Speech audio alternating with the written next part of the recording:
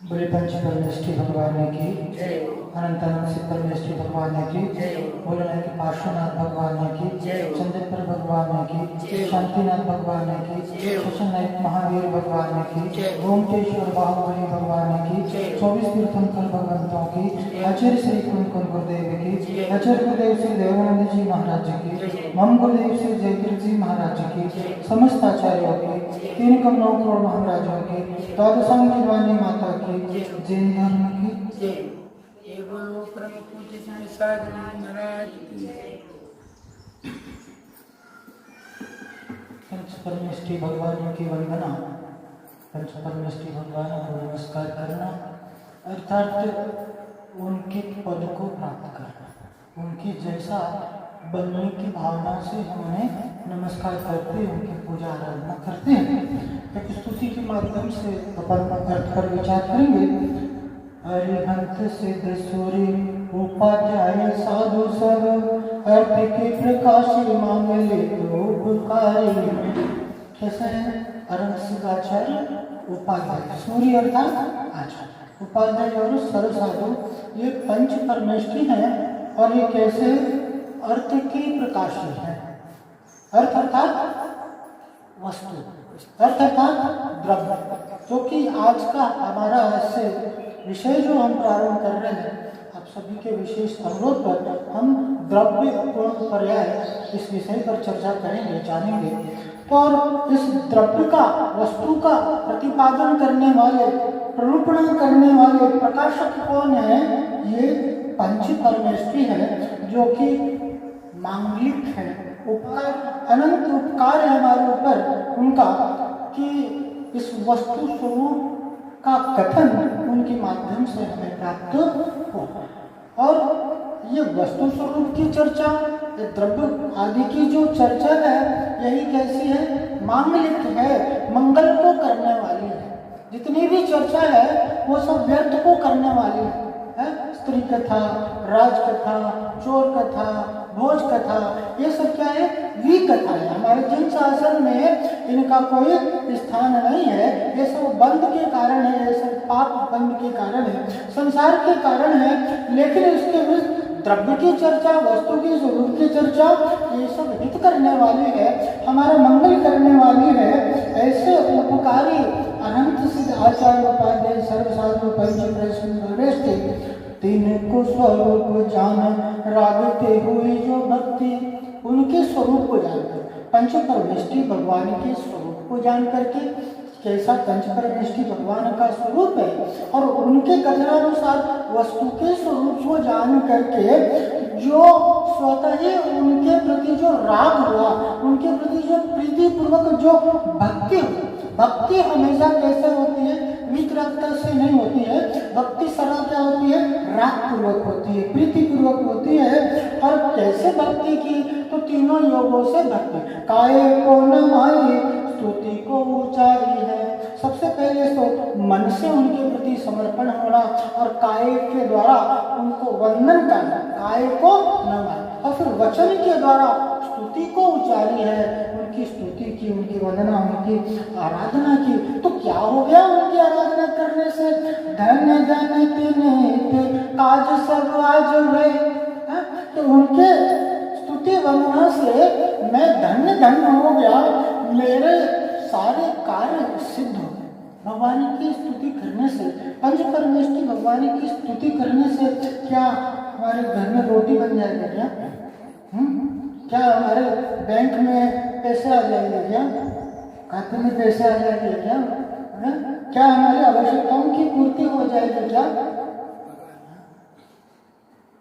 लेकिन प्रश्न यहाँ पर यह है कि बैंक में बैलेंस होना, अच्छा स्वास्थ्य होना, भोजन आदि होना, अपनी आवश्यकता की पूर्ति होना, इसके पीछे उद्देश्य क्या है? तो आप कहोगे कि सुखी होना ही हमारा उद्देश्य है। इनके माध्यम से हमारे लिए सुख की प्राप्ति होती है, इस आकांक्षा से हम इन चीजों की कामना करते हैं। तो कहते हैं कि धन्य धन्य निहित काज सब आज है।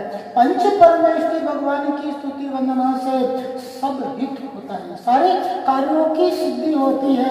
ये जो कुछ भी सुख के साधन था, अरे वो भक्ति वो उत्तम और सच्चे सुख को देने का सामर्थ्य रखती है, तो क्या ये सांसारिक सुख को नहीं देगी? क्या सब कुछ प्राप्त होता है पंच परमेष्ठी भगवान की भक्ति से।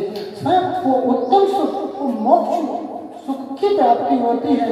मंगल कल्याण सुख ऐसे हम चाहते हैं। तो क्या हम चाहते हैं कि मैं अपना मंगल चाहता हूँ, मैं अपना हित चाहता हूँ, मैं अपने कर्मों को नष्ट करके किस प्रकार से मुक्ति को प्राप्त करूँ, ये चाहता हूँ। मंगल मेरा कल्याण हो, मेरा हित हो, मैं सुखी हो जाऊं।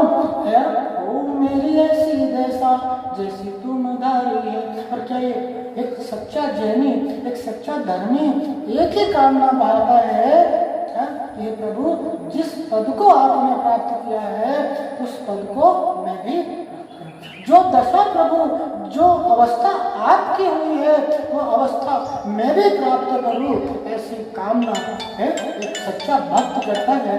जो भक्त अनंत काल के अपने संसार के दुखों को अंत करके अनंत काल के सुख अर्थात मोक्ष रूपी सुख की कामना करता है, ऐसे मोक्ष रूपी सुख को प्रदान करने वाले मंगलकारी हितकारी ये द्रव्य गुण पर्याय की चर्चा आज हम सभी प्रारंभ करने वाले हैं, जो कि जैन धर्म का आधार है।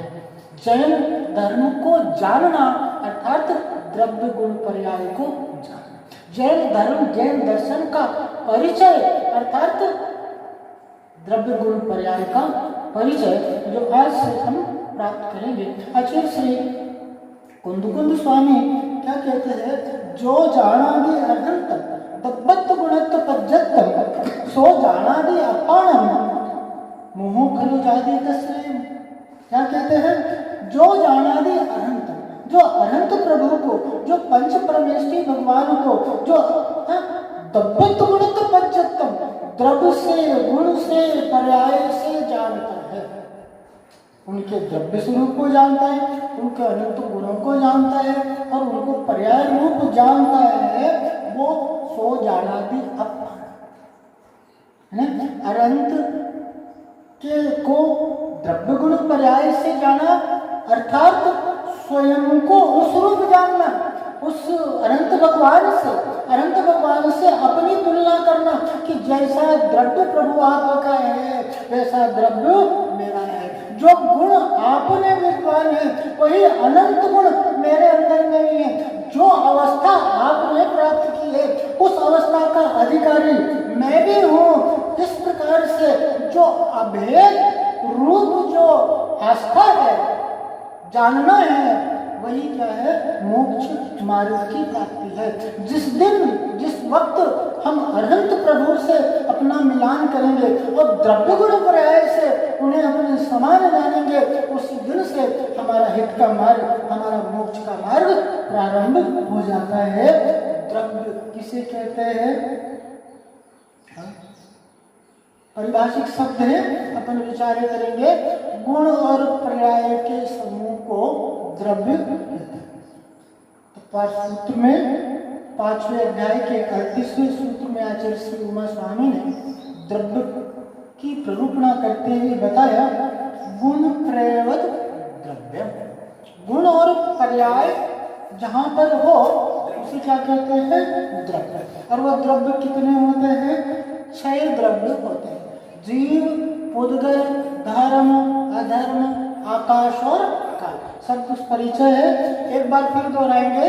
जीव, पुद्गल, धर्म, अधर्म, आकाश और काल, ये 6 द्रव्य हैं। है? जीव द्रव्य सभी जानते हैं ना? जीव द्रव्य हमें जिसमें चेतना हो, जो सुख दुख की अनुभूति करता है, जिसमें जानना देखना हो पाया जाता है, वह क्या कहलाता है? जीव। और उसके विपरीत जिसमें जानना देखना नहीं होता है, जो जड़ है, जिसके अंदर कोई रूप है, रस है, वर्ण है, गंध है, जो रूप है, जिसका कोई आकार है, जिसका कोई रूप है, जिसके अंदर रस है, जिसको चखकर जाना जाए, जिसको छूकर अनुभूति किया गया है, जिसको रंग के माध्यम से जाना जाए, हाँ, ये सब क्या है? यह पुद्गल के लक्षण है। जिस पुद्गल अर्थात जिस पुद्गल, जिसमें पूरण और गलन होता है। जो नित्य जिसमें क्या होता है, उसमें हानि वृद्धि होती रहती है, नए पर्याय की उत्पत्ति होती है और पुराने पर्याय का ह्रास। जिसमें हानि वृद्धि होती रहती है, पूर्ण गलन होता रहता है, वह क्या है, पुद्गल है। जो जड़, ये खुली आंखों से जो कुछ भी हमें इस संसार में दिख रहा है वो सब क्या है, पुद्गल। दो द्रव्य हो गए, जीव और पुद्गल। या यूं कहें तो जीव और अजीव, 6 द्रव्य में ये 2 ही चीज जानने लायक है, जीव और अजीव। और मेरे को छोड़ करके बाकी सब क्या है, अजीव है। जीव द्रव्य को छोड़ करके पुद्गल, धर्म, आकाश और काल, ये सब क्या है, अजीव है। तो पुद्गल जान लिया अपन ने, और धर्म अर्थात जो वस्तु को चलने में सहायक है, एक स्थान से दूसरे स्थान में द्रव्य का जो गमन होता है उसका आधार क्या होता है, धर्म द्रव्य। इस संसार में, इस लोक में धर्म द्रव्य पूरा भरा हुआ है। यह धर्म नहीं जैन धर्म, हम धर्म का पालन करते हैं, धर्म नहीं। ये धर्म द्रव्य एक ऐसा धर्म है जो कि दिखता नहीं है, जो इस संपूर्ण लोकाकाश में विद्यमान है, जिसके आधार से एक स्थान से दूसरे